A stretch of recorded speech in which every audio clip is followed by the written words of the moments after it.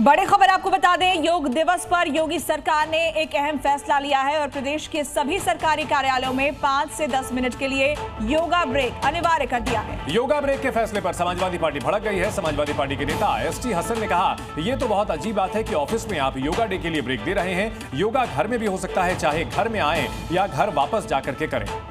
अगर हम मुसलमान कहें कि नमाज और जुमे की नमाज के लिए 30 मिनट का ब्रेक दे दो तो बड़ी तकलीफ इससे होने लगती है। तो योगा को लेकर जो ब्रेक का फैसला लिया गया है उस पर अब सियासत गर्मा गई है। देखिए, ये तो बड़ी अजीब और गरीब बात हो रही है कि ऑफिस में आप ब्रेक दे दें। योगा डे के लिए योगा तो घर पे भी हो सकता है कि योगा करके घर आए ऑफिस या बाद में जाके कर लें। अगर हम मुसलमान ये कहते हैं कि नमाज जुमे की नमाज के लिए आधे घंटे का ब्रेक दे दो तो बड़ी तकलीफ होती है, लेकिन योगा के लिए ब्रेक दे रहे हैं। नमाज में भी तो एक तरह से योगा वाली ही एक्सरसाइजेज हैं। योगा इतना जरूरी चीज नहीं है, लेकिन नमाज कंपलसरी है। किसी धर्म में योगा करना जरूरी नहीं है, उस पर पाप नहीं मिलेगा। लेकिन मुस्लिम अगर नमाज नहीं पढ़ेगा उसको पाप मिलेगा। तो इसलिए अगर ये मांग की जाती है तो कोई गलत बात नहीं है। कहीं भी अगर वो बावजूद रहे, टाइम हो गया तो 5 मिनट में वो फर्ज नमाज अदा कर सकता है और वो अपने फ़राइज़ को पूरा कर सकता है। रह गया नफिल सुन्नत, अगर उसको पढ़ना है तो जब शाम में छुट्टी हो जाए अपने घर जा करके पूरा कर ले उसको। और अब एक नजर डालते हैं राजधानी दिल्ली की 5 बड़ी खबरों पर।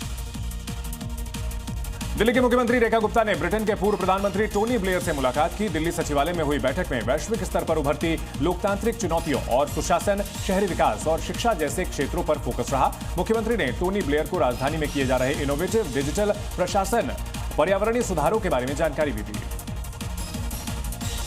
दिल्ली के मंत्री आशीष सूद ने कांवड़ यात्रा से दिल्ली सचिवालय में अधिकारियों के साथ बैठक की अध्यक्षता की है, जिसमें कांवड़ यात्रा की तैयारियों पर चर्चा की गई। इस बैठक में दिल्ली पुलिस, एमसीडी, जल विभाग समेत कई विभाग के अधिकारी मौजूद रहे। इससे पहले 17 जून को दिल्ली की मुख्यमंत्री रेखा गुप्ता ने एक उच्च स्तरीय समीक्षा बैठक बुलाई थी, जिसमें यात्रा के दौरान भक्तों के लिए योजना, व्यवस्था और सुविधाओं पर फोकस रहा। दिल्ली में अवैध रूप से रह रहे बांग्लादेशियों के खिलाफ लगातार कार्रवाई की जा रही है। अब तक सैकड़ों अवैध बांग्लादेशियों को हिरासत में लेकर वापस भेजा जा चुका है। गुरुवार को दिल्ली की वसंत कुंज साउथ पुलिस ने अवैध रूप से रह रहे 17 बांग्लादेशी नागरिकों की पहचान की और उन्हें हिरासत में लिया। सभी जंगल के रास्ते और एक्सप्रेस ट्रेनों का इस्तेमाल करके भारत में दाखिल हुए थे। दिल्ली में चल रही बुलडोजर कार्रवाई को लेकर अब सवाल खड़े किए जा रहे हैं। नेता विपक्ष आतिशी ने ट्वीट कर बीजेपी सरकार पर सीधा हमला बोला। उन्होंने कहा कि राजधानी के हर कोने में झुग्गियां उजाड़ी जा रही हैं, गरीबों के आशियाने एक झटके में मिटा दिए गए हैं। आतिशी ने बीजेपी सरकार की कार्रवाई को तानाशाही बताया है। दिल्ली पुलिस ने बुराड़ी थाने में वांटेड कुख्यात अपराधी राजीव उर्फ कल्लू को गिरफ्तार किया है। आरोपी को अदालत ने 2013 में अपराधी घोषित किया था और तब से वो फरार था। उसने पहचान और पता बदलकर खुद को छिपाया हुआ था। पूछताछ में हत्या की वजह प्रेम प्रसंग बताई गई है। आरोपी पर सुनील कुमार की हत्या का आरोप है।